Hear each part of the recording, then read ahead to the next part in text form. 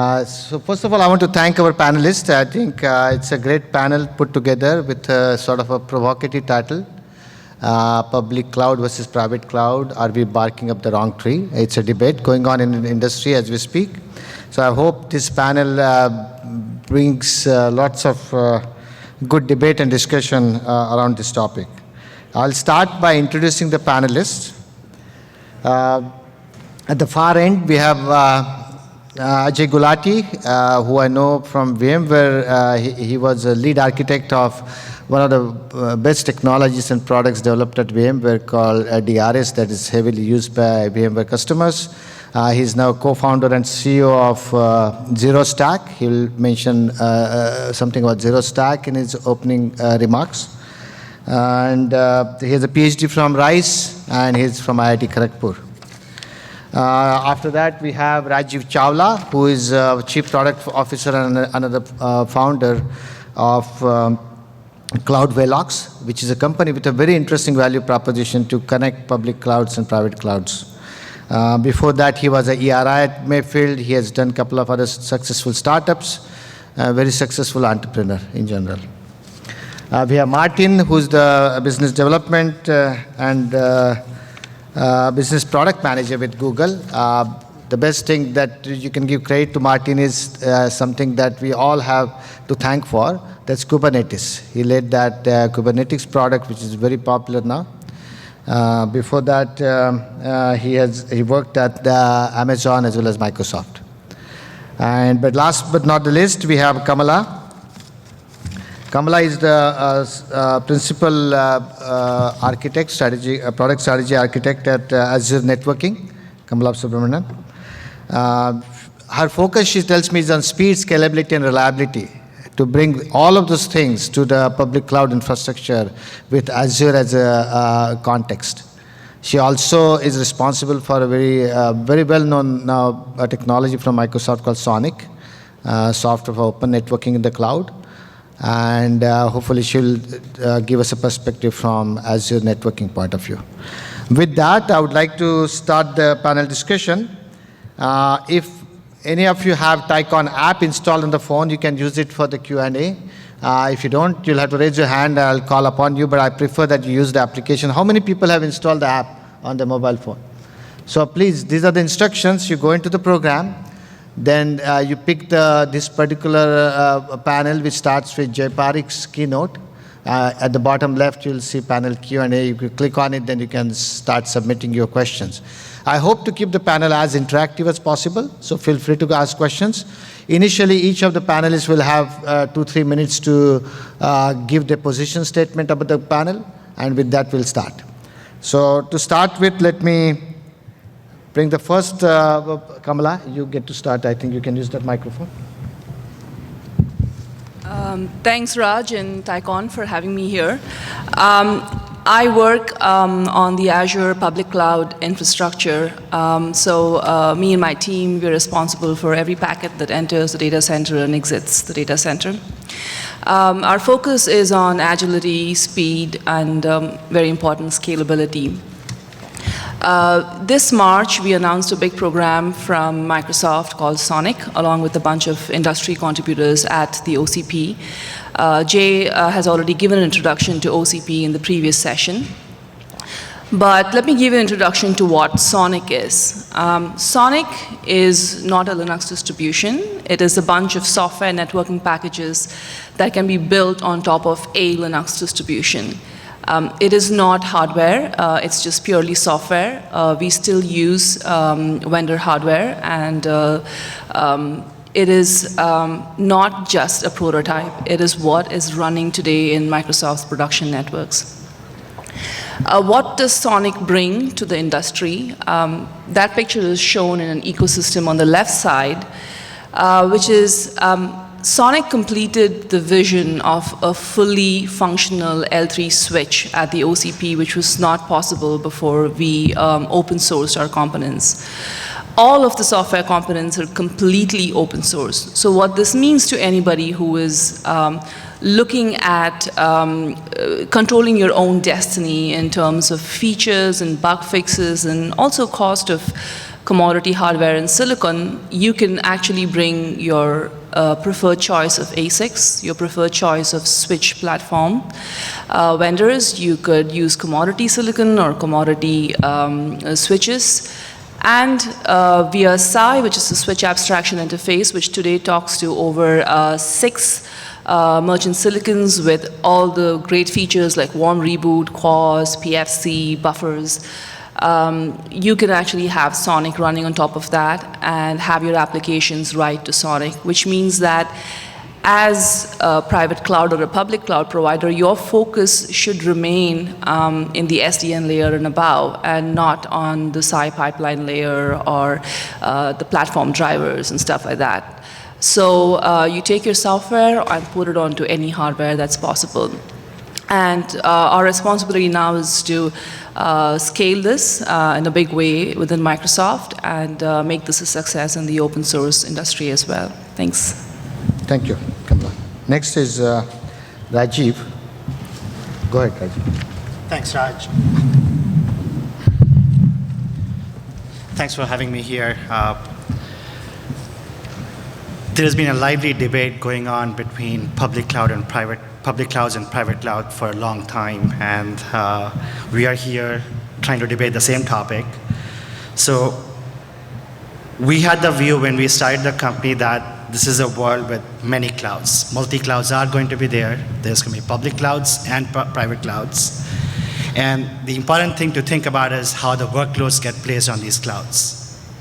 And they could be based on policies like cost, performance, scale, compliance, security, and so on.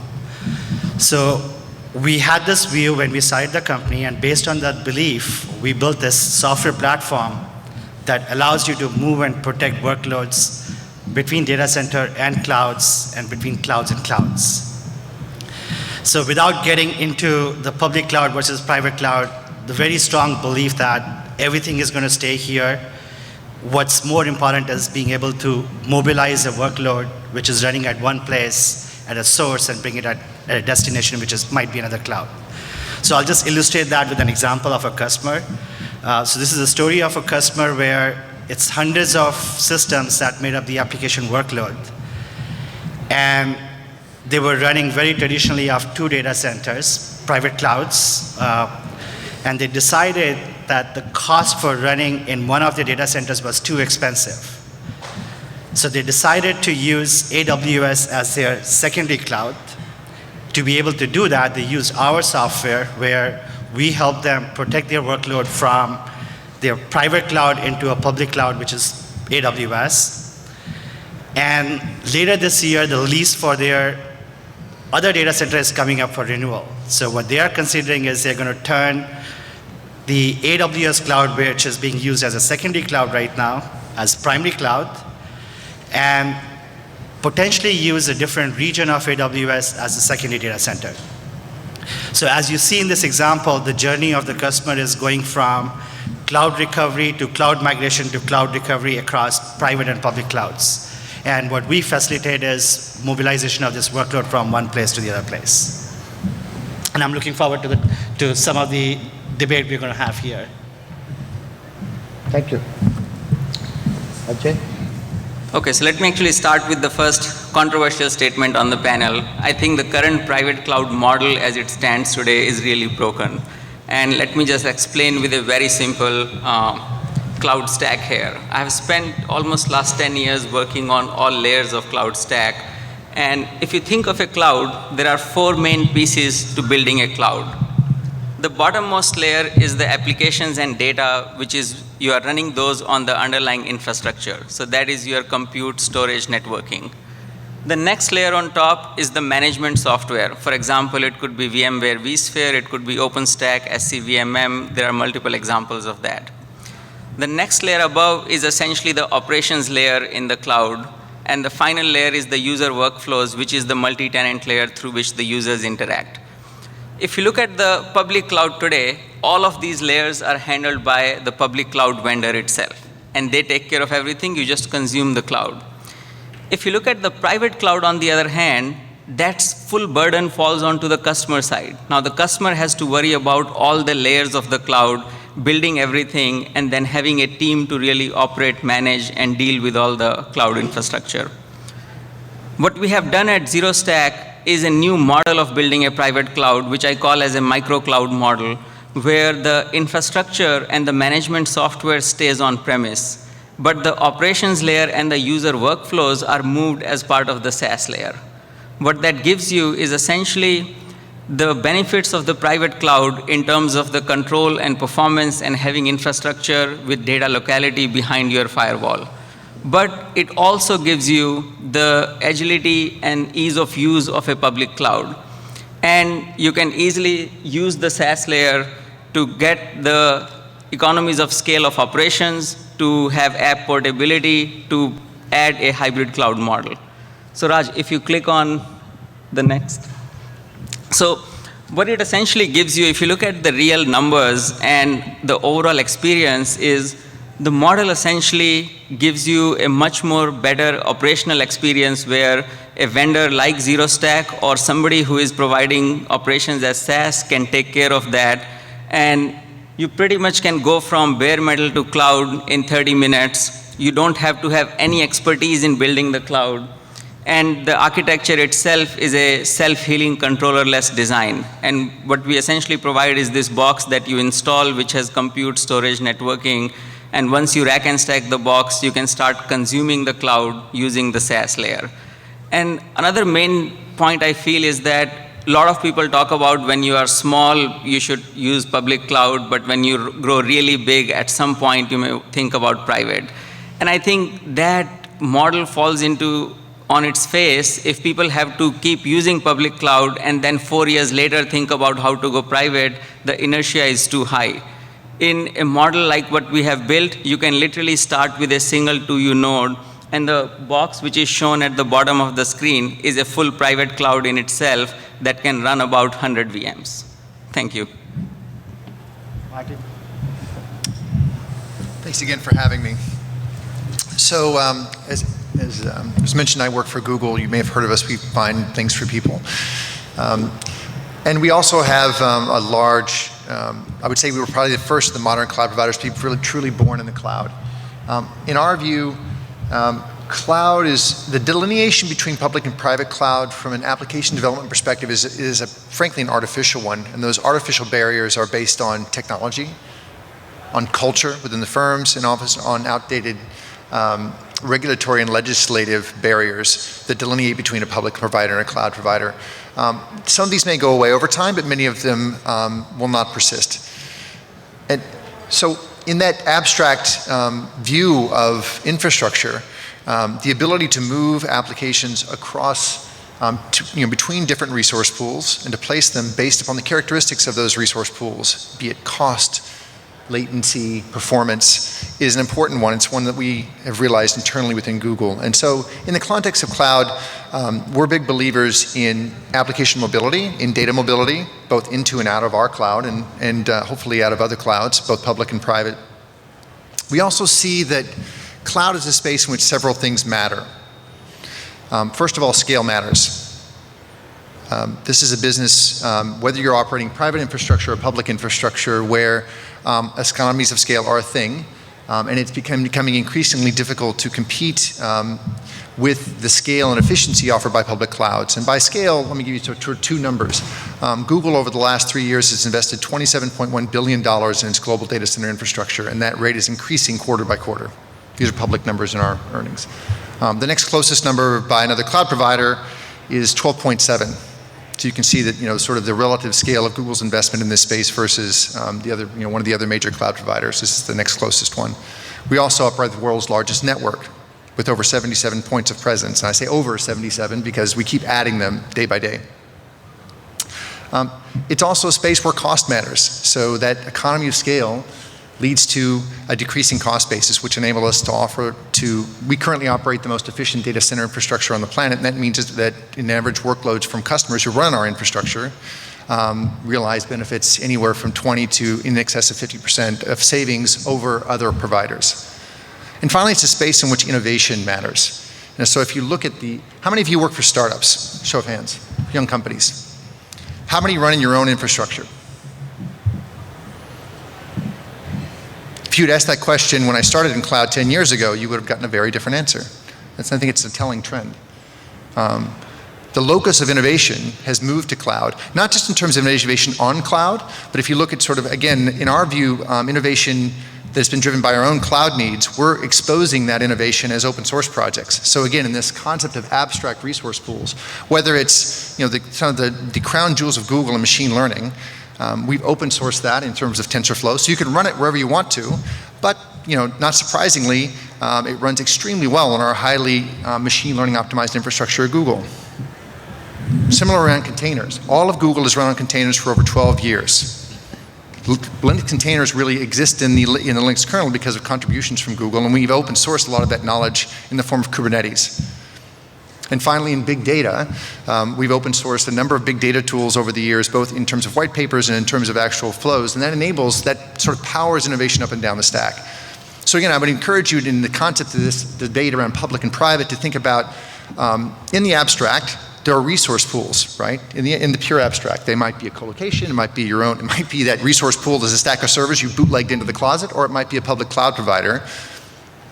And where's the best home for the applications that ultimately you're building and deploying? Okay, thank you. Now, before I start, I'm going to just summarize some of the points. I think Ajay and Martin seem to be on sort of the same side to some extent. It was hard to tell. But let me summarize, Martin. Some of the arguments are valid. There is scale, innovation, and ability to create abstract resource pools, which is what you should depend on. Public cloud provides. I would say efficiency and cost is important. Efficiency and cost also, yeah, okay. But cost I want to come back to because that's a controversial topic. Rajiv's point of view seems to be that you can span the two worlds very easily.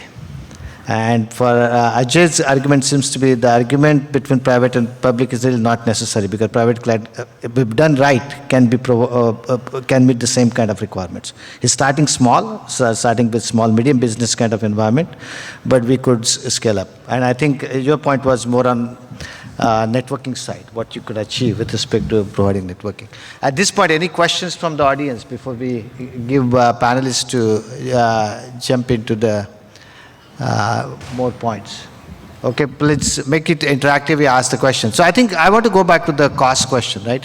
One of the points Martin made is that the boundary between public and private cloud is artificial. It's created by culture, organizational structures, and so on. What about the cost? Because one of the advantages often cited about the public clouds is that if you move your workloads to the cloud, you do reduce the cost because you don't have to operate your infrastructure. You get advantage of sharing, scale, and so on.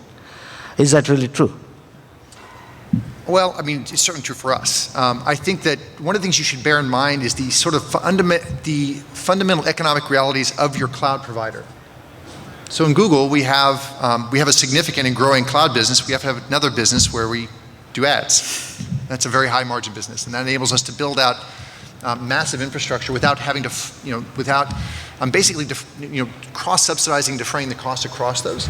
And that means that we don't have to sort of do that on the backs of our customers, which means that the increasing efficiencies that we realize in infrastructure are passed directly onto customers. And this is, we started calling this internally Uhr's Law. Uhr's, what's been very public about saying, look, that there are many reasons why you wouldn't go to public cloud. With the Google cost, it's not going to be one of them. Okay. Ajay, Rajiv, Kamala, any comments? Yeah, I think I'm going to have to agree with Martin here. I think the public cloud in terms of compute and storage and for networking costs, for what I mentioned, with cheaper infrastructure, the ability to scale out faster and the ability to port your workloads and manage them better, I think the public cloud is going to be cheaper, and I think we will see a lot of the enterprise workloads, progressing more and more into the public cloud. By the way, I think to sort of tie in one of the other things around innovation, historically, one of the challenges of public cloud was just around the utilization aspects. So even with moving to virtual machines, those virtual machines were still extremely resource inefficient in terms of their utilization of the underlying compute memory network resources. With the this is something that was not lost on us, right? There's a reason, the original thing that drove Google to container-based computing 12 years ago was, frankly, infrastructure efficiency. And I think that's one of the things, one of the several factors that's pushing really in a tidal wave, the entire space for cloud towards container-based computing. It gives you a number of benefits, including resource efficiency, both for your own workloads, but for the underlying cloud provider, which then plays back into that whole economic cycle of the cost benefit of public cloud versus private. So I was going to share, sorry. So I'll give you a perspective from what we hear from our customers and businesses, which is a little bit different. So while you can look at the cost of just the infrastructure, compute, storage, networking, that's definitely, given the economies of scale, of course it's going to be cheaper at running from public cloud. But this is not where the story ends. You have to look at the total cost, and some of the costs which we don't even think about, the training of the staff. So very recently, maybe it points back to Martin, you said culture issue. So very recently, talking to a customer, they said, we really want to go to public cloud, but you know what, we have to retrain our staff. And the very fact you have to retrain, there is a cost involved. Mm-hmm. Forget the other aspects of the operating expenses. Then we've also heard from some customers, they've been running in a public cloud for a long time, and their monthly bill is reaching millions of dollars. Total cost of ownership. So now they're looking to see if they can repatriate or bring the workload back into... Maybe they should consider a different provider. Potentially. But so this is where, the strong belief that workload has to be able to be mobilized from one place to the other place. Right. Well, I think one of the interesting aspects of technological change are the cultural impediments. Oftentimes, technology moves faster than human culture doesn't evolve as fast as I think many people think it does. And many changes in IT are really gated by generational change in the internal IT cultures. So you can go back and look at multiple changes over the past, in the life of IT, AS4, mainframes to blade computers, sort of networking, internet, cloud. I think it's telling that, many of the, again, I've been fortunate to be involved in cloud since the early days at Amazon, and many of the managers, right, who started doing cloud projects when it was brand new and really were kind of doing it until they got caught. The shadow IT. So let me get many of those. Well, let me finish the thought. Okay. Many of those guys now are directors and VPs.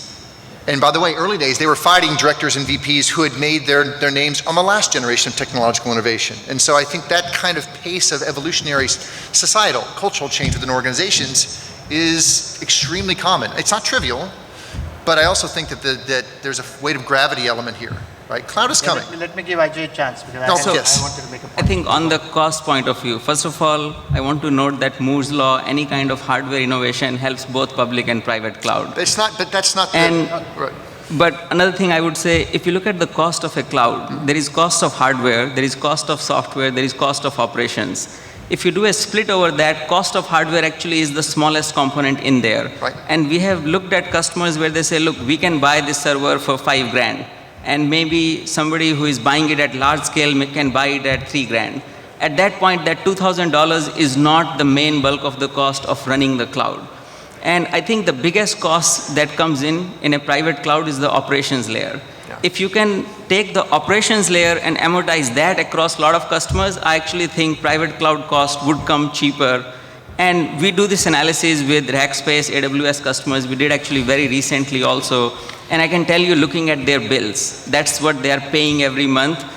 We pretty much can take that workload and run it on our hardware with roughly half the cost, including the cost of hardware, rack, cooling, all of that stuff included from some colo provider. But again, I think that you should, I would encourage you to... Hey guys, I want to interrupt for a minute because I think I want to go back to what Kamala presented and what Jay said in his keynote. One of the advantages you could argue the public cloud side, and you pointed out, you have open source software, open source hardware with OCP, open source networking also with what OCP has done. Those elements have an advantages of scale. You mentioned this availability, security kind of things. What is stopping from private clouds or enterprises also from using the same technology? It's not something in only So, the public cloud. Yeah, so let me approach the total cost of ownership from a data center point of view and argue to the cost of you training your staff.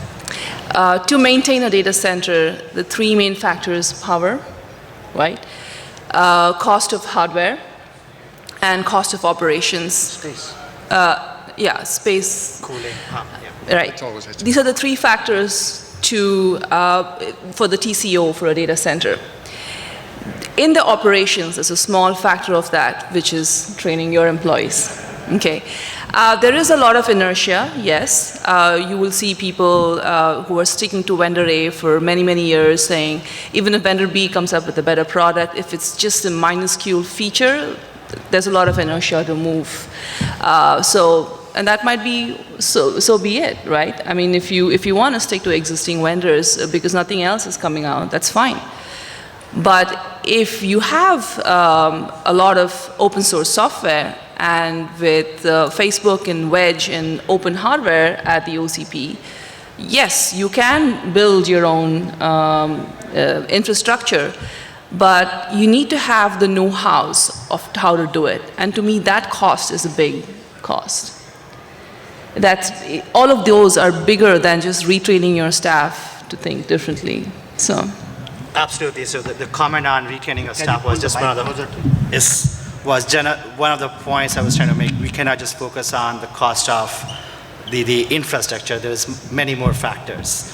But I want to go back to Raj's point around, given the open source technologies on both hardware side and the software side, why cannot businesses leverage that and be like public clouds? So at least what I see is, when you look at most of the customers, they don't have the engineering stuff which Amazon has, Google has, Facebook has. So they are actually at the mercy of the IT vendors to provide them something which would make it look like what Google has or AWS has. And as I think Ajay pointed out, the big factor is what I see in these public clouds is the high degree of automation which has been brought to manage this infrastructure is lacking and is still not in open source. I realize Kubernetes is a big step, but when I look at the legacy workloads, they are not container-based. You have to be able to look at what's running today. There's an existing investment in that infrastructure, that application workload. So if I look at that legacy workload, I need to think about, well, where should I place this? And this is where the policies come into play. And you have to be able to take the workload, take from one place and run it somewhere else. And I think another argument which is sort of orthogonal to the cost is the performance argument. So a lot of customers we talk to, they basically say, look, we know our AWS bill, this is the exact number. Now a lot of these things are not reflected in the bill. I mean, the fact that you're getting hardware innovation may not come out in the bill.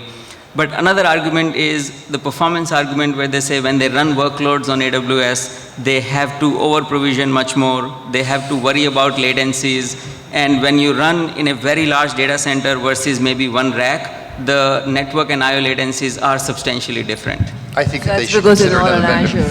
Azure. Okay. Kamala Martin at this point, but I think I just want to You're point saying- out I was going to make the same argument that there's a lack of transparency when it comes to performance, availability, and security that enterprises need for compliance, regulation reasons. And that argument is always made. I would like both of you to respond. Sure. I agree. I think we have a long way to go in terms of how we can port information from a granular level, monitor it on a better basis, and present that to our customers. And that doesn't necessarily mean in the realm that you guys are working on, which is the front end of the infrastructure where you have workloads running. You want them to move seamlessly. You want to monitor everything, latency, where each packet has been at every time. But also, and the infrastructure layer, where we are trying to break grounds, is basically have the silicons push the information to us, rather than right now what we do is pull the information. And have a bar that states that this is exactly where your packet has been at any time in the network. I also believe that our networks today, with all our clause topologies and the way we can move east-west, north-south, scale it, our networks today look very different from what it was 10 years ago. And I'm almost certain that our networks are not going to look anything like what it is today, 10 years from now. So if we have enterprise workloads trying to mimic the cloud topologies that are there today with Jupyter or at Google or Facebook or at Microsoft, I think they have a long way coming because it's going to change a lot in the future as well. Okay, Martin. I'd also say that I think it's been interesting to sort of watch the arc of the security argument and compliance argument shift over the last 5-10 years. I think we're very close to the point of being able to say that public cloud, look, public clouds are more secure than private clouds. It's not a popular stance to take if you're operating a private cloud, but I would start asking you questions around how many security dedicated engineers do you have working on your infrastructure? What are their qualifications? What's your experience dealing with, being, look, we're the highest profile target on the planet. And I think it's, now I think there are, again, in terms of friction points to go to the cloud, I think that at least in terms of Google, cost is rapidly going away. If not, it's already gone.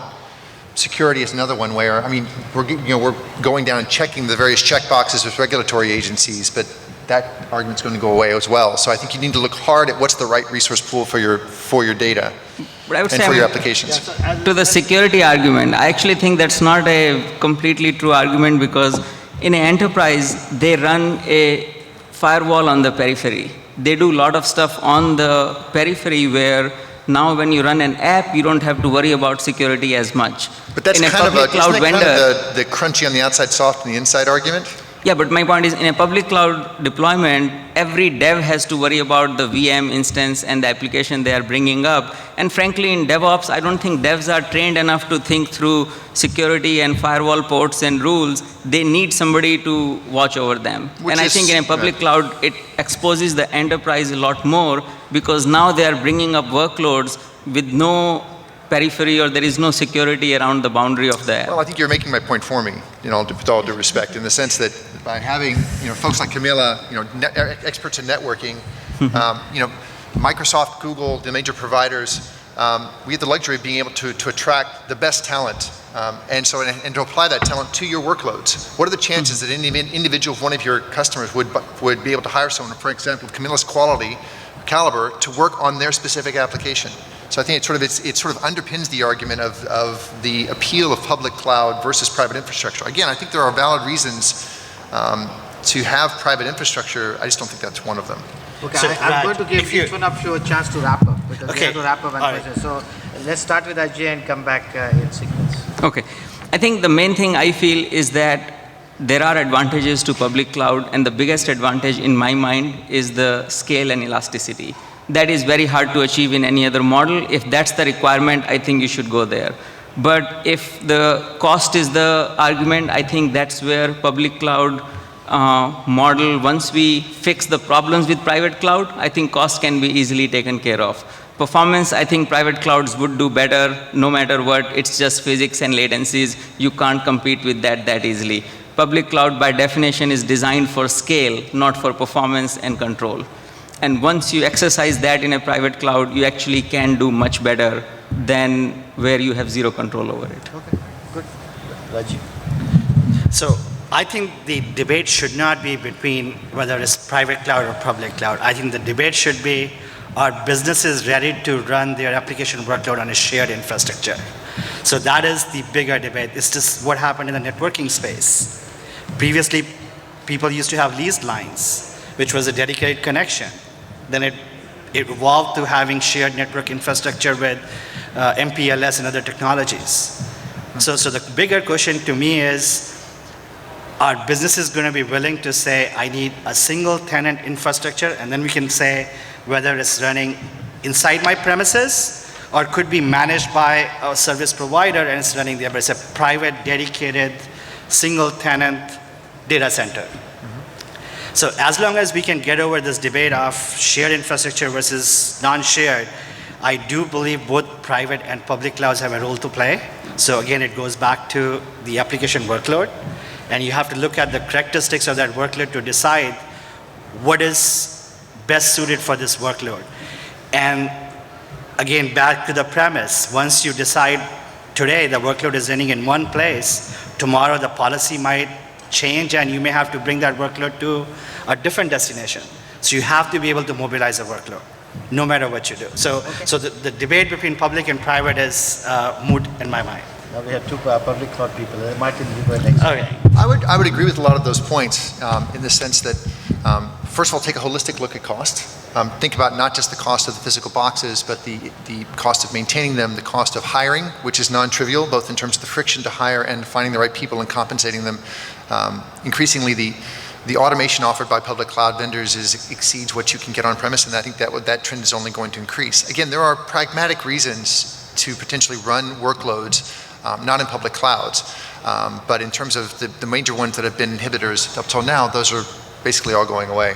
Cost security, network latency, latency within the data center, those are all areas where public clouds are inevitably, I think, are already surpassing private infrastructure. So I think it's looking hard at, A, what's the best resource pool in the abstract for your application based on the constraints? What's the cost basis? Where do I get the most, and ultimately, where can I deliver the best business value? That might be in private infrastructure, but I would posit that frequently the things that underpin that are somewhat artificial barriers that may or may not go away.